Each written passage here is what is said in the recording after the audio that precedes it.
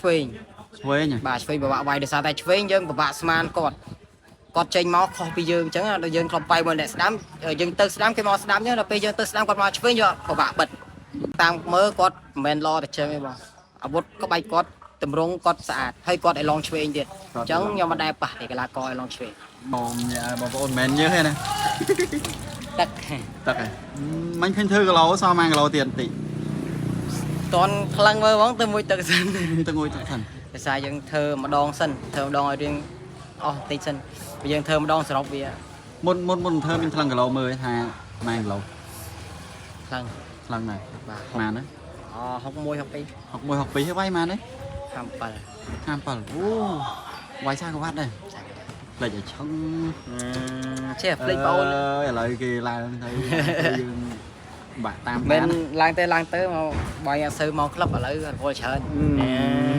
អូដេតច្រើនដេតអូនណាអើយតិចណាឃើញបែកភាពម៉ារ៉ាតុនអាហ្នឹងគេលេងម៉ារ៉ាតុនក៏មិនលោកគ្រូប្រាប់ថាសុំតុ8នាក់បរទេស4ខ្មែរ4តែអានេះចេញ poster មក4នាក់សិនខ្ញុំដឹងអូអញ្ចឹងរបៀបដូចអាខ្សែក្រវ៉ាត់វាយបានខែមុនណាប៉ុន្តែអានោះ2 10នាក់បាទនេះតែ8នាក់អញ្ចឹងវាយប្រហែលជុំហ្នឹងមើលទៅអាហ្នឹងយើងវាយគ្រប់មនុស្សហ៎បងដោយកាលមុនដែរហ្នឹងវាយជប់គ្រប់គ្នាអស់ហើយយើងឡើងវគ្គវាយផ្លេចប្រត់អញ្ចឹងបងឃើញមានបរទេសគេថាកីឡាករថងបាងគេថាកីឡាករថៃហ្នឹងនេះណាស្វត់ណាស្វត់ថៃល្អតតណាបាទហើយគាត់ស្រីចាស់គាត់ធ្លាប់វាយជាមួយបងសែនរ៉េឌីហ៎លើថាគាត់ហាត់យូរហើយគាត់វាយយូរហើយតាំងពីជំនាន់មុនអញ្ចឹងទីបានឆែកប្រវត្តិថងបាងនឹងខ្លះដែរណាបានមើលឃើញប្រកួតចុងក្រោយប្រកួតជាមួយកីឡាករធនអ៊ីងឡៃបាទគាត់ឈ្នះបាទទាត់ធនអ៊ីងឡៃរាប់ទាត់ចំឡៃណាបាល់គាត់ក៏បាទអញ្ចឹងខ្មែរគាត់ល្អតតណាខ្ញុំតាមមើលគាត់មិនមែនល្អតែចឹងទេបងអាវុធក្បាច់គាត់តម្រង់គាត់ស្អាតហើយគាត់ឲ្យឡងឆ្វេងទៀតអញ្ចឹងខ្ញុំមិនដែរប៉ះតែកីឡាករឲ្យឡងឆ្វេងអាចថាចឹងពាក្យថាអ្នកឆ្វេងអ្នកស្ដាំមួយណាពិបាកវាយឆ្វេង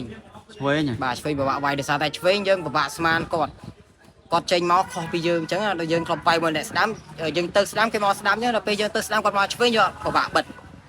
បាទចឹងការប្រកួតមួយហ្នឹងសង្ឃឹមប្រមាណ%មើលទៅការប្រកួតលើកនេះខ្ញុំសង្ឃឹមលើ50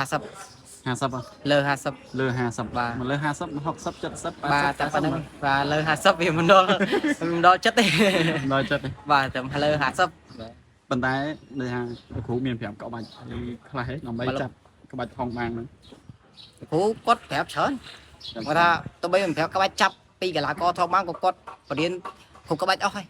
តែគាត់ថាយើងធ្វើបន្តបានល្អយើងនៅតែសិក្សាបាទចឹងហើយទី29ហ្នឹងមានពាក្យពេចន៍អីផ្ដាំពុកម៉ែបងប្អូននេះព្រោះឃើញវាយនៅ studio ទៀត